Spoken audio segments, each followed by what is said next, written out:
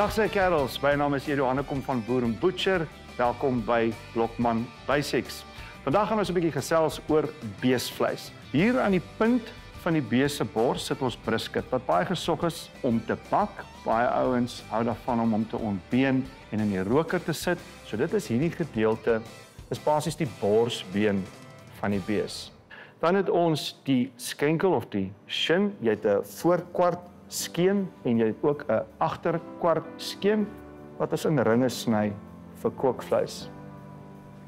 Hier sit die bees se blad, baie gesog om op die been te hou en in repe om skywe te sny.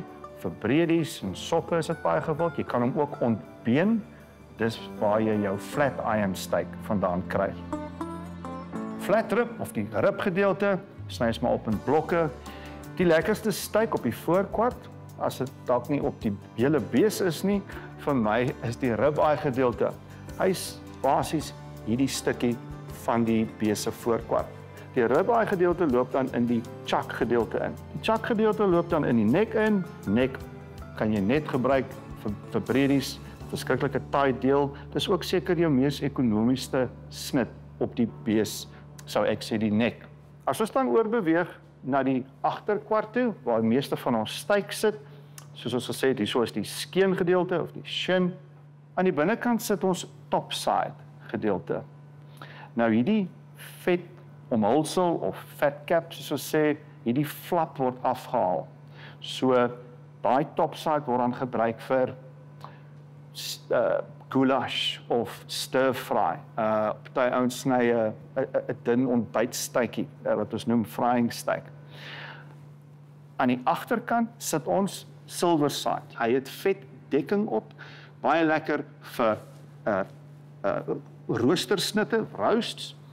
Ook baie lekker om biltong van te maak as jy hou van vet op jou biltong. Goed, as ons dan van die top side en die silver side of die boutgedeelte oorbeweeg, kry ons volgende die rampgedeelte. Die rampgedeelte loop basies hierso deur. Op die oomblik is hy natuurlik op die been.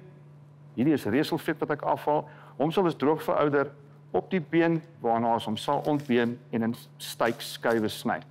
Baie geurende snit, dalk nie heeltemal so sag soos 'n sirloin nie, maar baie geurig vanweë al die beweging wat plaasvind uit die agterkwart by die boutgedeelte uit. Die rampgedeelte loop dan in jou T-been in, jou T-bone, waar jy jou fillet aan die binnekant het. Baie ouens hou daarvan om die fillet af te haal van die been af, om net die skoon fillet te braai. Ek is mal oor 'n T-been, so ek hou hom liewer graag op die been. Hy braai ook vir my lekkerder op die been. Jy weet, enige snit wat jy op die been hou, behou meer van sy vog tydens die braaiproses. Hierdie is 'n baie mooi, hierdie is 'n A2 karkas. Die gradering werk presies dieselfde soos met lam en skaap. Hierdie is 'n jong bees. Hierso sal jy dan ook kan sien aan die binnekant sit die fillet. Daar sit die fillet gedeelte.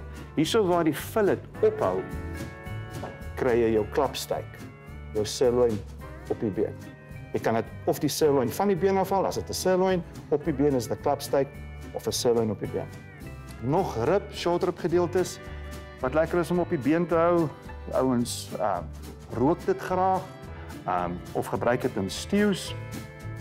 Hierso het ons die flank. En hier binne is 'n baie geurende steak met 'n baie uit so 'n growwe draad. Growwe draad vinnig braai. Niks meer as medium rare nie, anders neig hy nogal taai. Dit is dan hierso in die flankgedeelte.